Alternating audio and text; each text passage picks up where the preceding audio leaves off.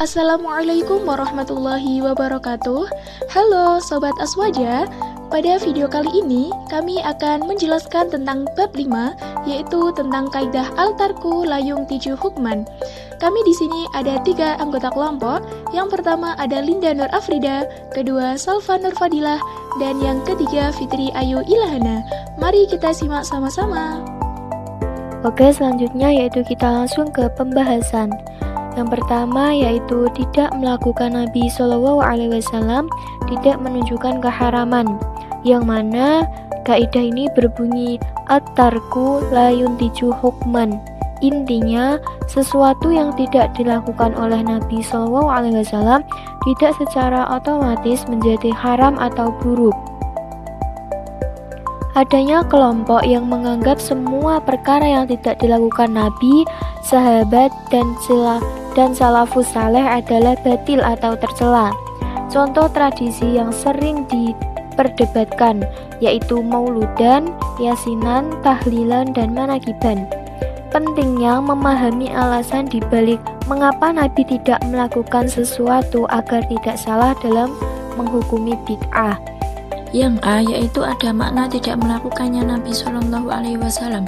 Ada hadis yaitu ada mufi'lin Nabi Shallallahu Alaihi Wasallam al-amra ma'a wujudil muqtada wa intifa'il mani'i min ghairi nafi syar'i anhu.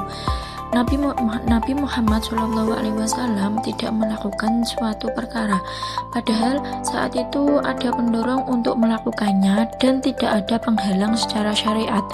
Kaidah ini tidak berlaku untuk hal-hal yang memang sudah jelas dilarang oleh dalil lain, yaitu seperti syirik, zina, atau minum khamr. Nabi tidak melakukan sesuatu bisa karena beberapa alasan yang tidak bersifat mengharamkan, yaitu ada 6 alasan. Yang pertama, tanpa maksud tertentu. Seperti contohnya itu, awalnya Nabi itu berkhutbah, bersandar di pohon kurma sebelum akhirnya dibuatkan mimbar.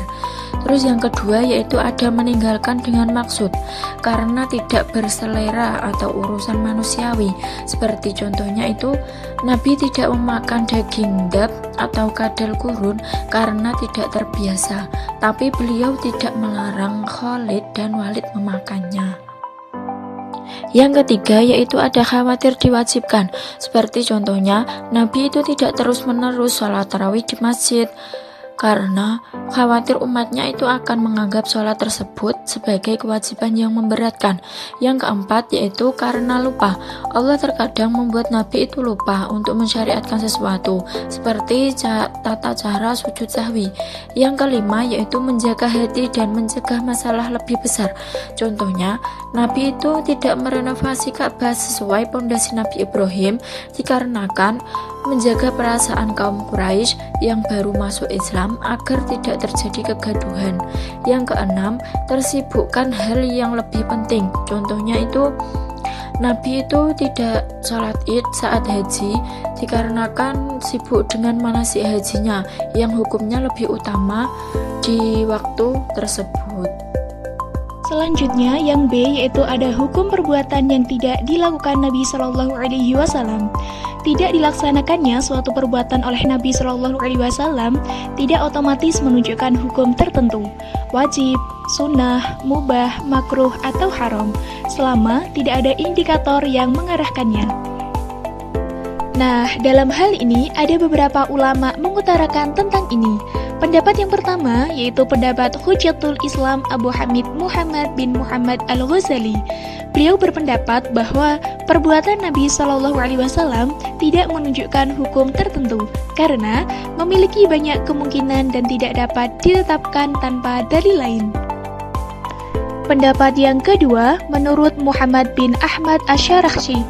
Beliau berpendapat bahwa perbuatan dan peninggalan Nabi Shallallahu Alaihi Wasallam tidak wajib diikuti kecuali ada dalil yang mewajibkannya. Pendapat yang ketiga menurut Ibnu Qudamah Al-Hambali. Beliau berpendapat tidak dilakukannya suatu perbuatan oleh Nabi Shallallahu Alaihi Wasallam tidak menunjukkan kemakruhan karena beliau terkadang meninggalkan dan terkadang melakukan perbuatan yang mubah. Pendapat yang keempat yaitu menurut Ibnu Daqi Al-Id. Beliau berpendapat bahwa tidak dilakukannya Nabi Shallallahu Alaihi Wasallam bukan dalil keharaman suatu perbuatan. Karena itu, tradisi seperti mauludan dan yasinan tidak bisa dihukumi haram hanya karena tidak dilakukan Nabi. Bahkan dapat bernilai masyru' atau disyariatkan berdasarkan dalil umum. Sekian video dari kelompok kami ya, semoga bermanfaat. Wassalamualaikum warahmatullahi wabarakatuh.